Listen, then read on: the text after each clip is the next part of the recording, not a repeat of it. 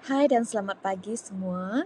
Terima kasih kerana mengikuti kelas cikgu pada pagi ini. Untuk hari ini, kita akan belajar unit 13, iaitu tanggungjawab sesama jiran.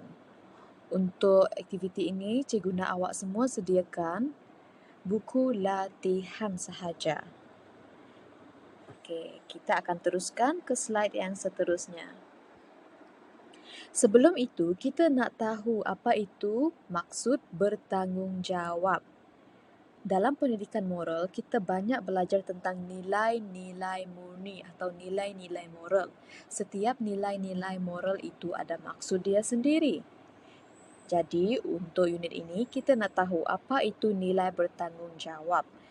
Maksudnya adalah kesanggupan diri seseorang untuk memikul dan melaksanakan tugas serta kewajipan dengan sempurna. Untuk kata kunci ini ada dua. Kata kunci ini bermaksud setiap ayat atau poin yang ada dalam definisi ini adalah penting supaya lain kali kalau kita nak buat latihan atau menjawab ujian, kita dapat tahu apakah kata kunci yang penting kalau untuk definisi nilai bertanggungjawab ini. Jadi kata kunci yang pertama adalah memikul tugasan atau kewajipan. Dan yang kedua, melaksanakan tugas atau kewajipan. Jadi di sini maksudnya kata kuncinya memikul dan melaksanakan tugas atau kewajipan. Ini maksud nilai bertanggungjawab. Sekarang kita nak tengok situasi satu. Untuk tanggungjawab sesama jiran, kita tahu bahawa kita hidup berjiran. Jadi, kalau kamu untuk situasi ini, jika jiran kamu pergi bercuti, dia nak minta bantuan kamu. Jadi, nyatakan tanggungjawab kamu kepada jiran. Dan nombor satu yang cikgu nyatakan dekat sini adalah menjaga rumah jiran. Kita mestilah nak jaga rumah jiran kan, kalau mereka tak ada dekat rumah.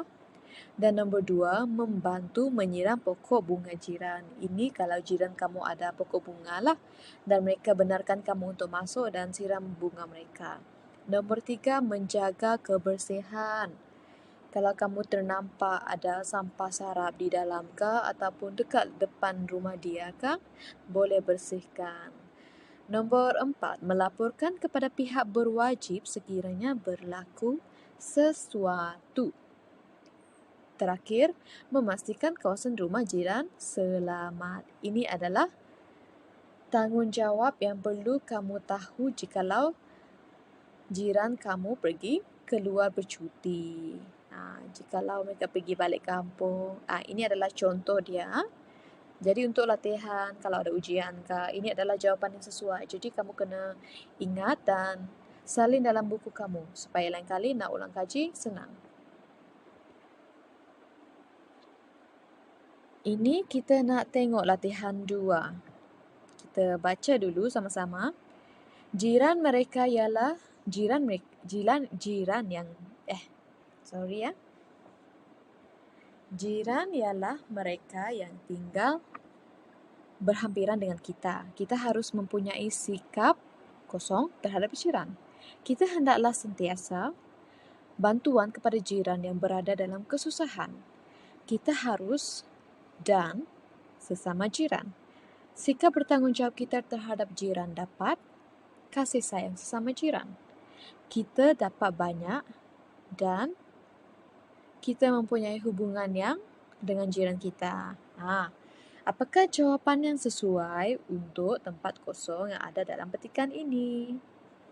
Boleh pause video dan cuba cari.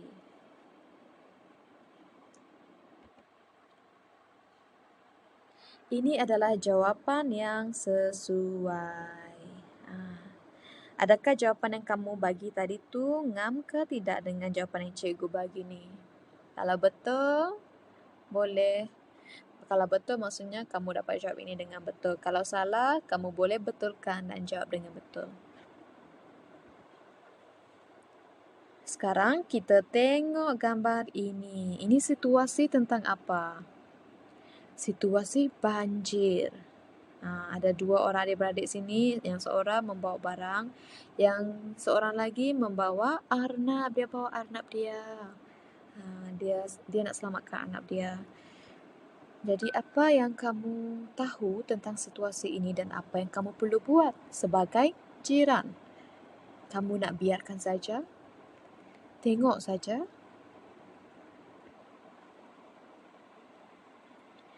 Nombor 1.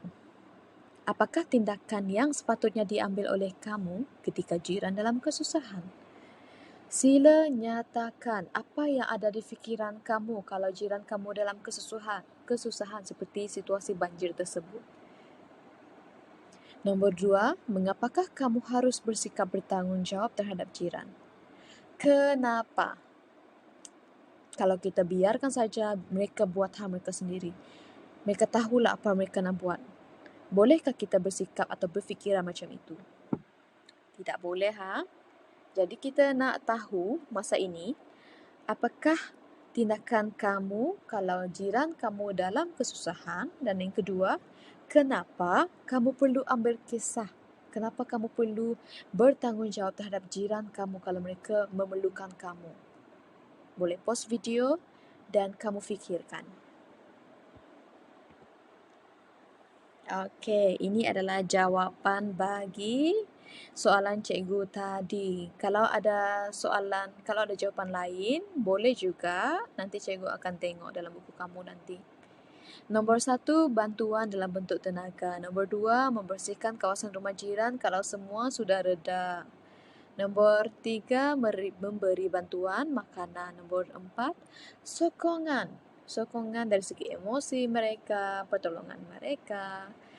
Dan kenapa kamu mesti bertanggungjawab? Supaya dapat menjalinkan hubungan yang baik. Nanti suatu hari nanti kamu perlukan bantuan, jiran kamu tu ada membantu kamu. Itu yang pentingnya bersikap bertanggungjawab ni. Nombor 2, dihormati oleh jiran tetangga. Dihormati ni maksudnya kamu sekaligus menjalinkan hubungan yang baik dengan jiran yang lain juga. Nombor 3, menjadi contoh kepada jiran yang lain. Nombor 4, disayangi oleh jiran tetangga.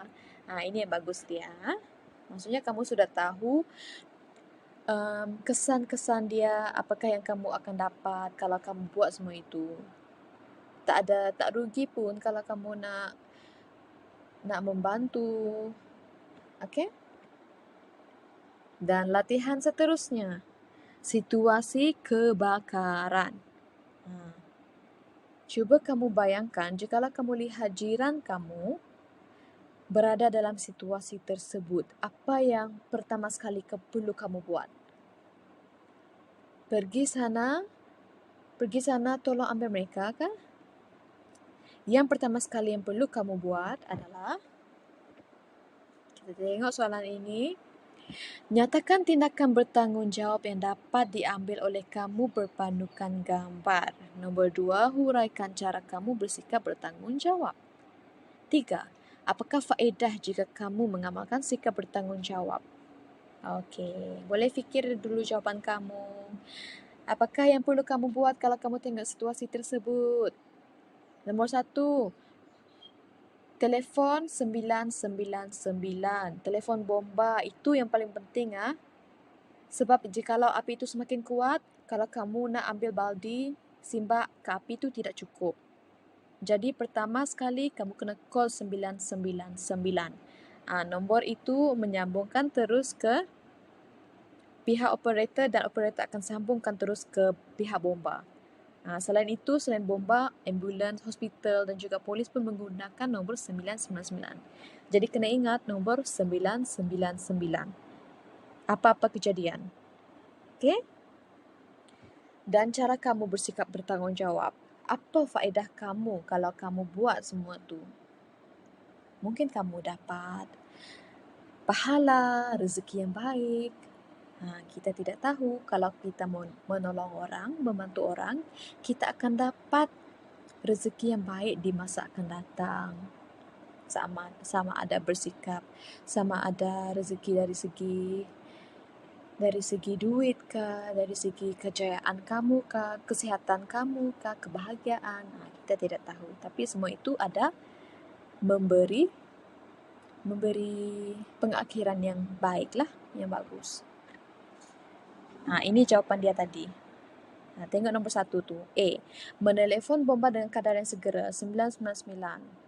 Lepas itu, barulah kamu tolong jiran kamu memadamkan api kalau api dia masih kecil. Kalau kamu ada fire hydrant. Bukan fire hydrant. Apa nama dia tu? Yang memadam api tu. Yang macam spray tu. Kalau ada tu lagi bagus sebenarnya. Nombor 2, cara kamu bersikap bertanggungjawab. Memberi bantuan yang sepatutnya kepada jiran. Contohnya dari segi sokongan moral kamu, dari segi emosi. Nombor 2, menemani dan memberi sokongan moral kepada jiran. Faedah, disayangi oleh jiran tetangga. Dan yang kedua, dijadikan contoh. Okey, ini jawapan dia. Boleh salin soalan ini di dalam buku latihan kamu. Terima kasih kerana mengikuti kelas cikgu dan kalau ada soalan boleh PM cikgu. Jumpa esok.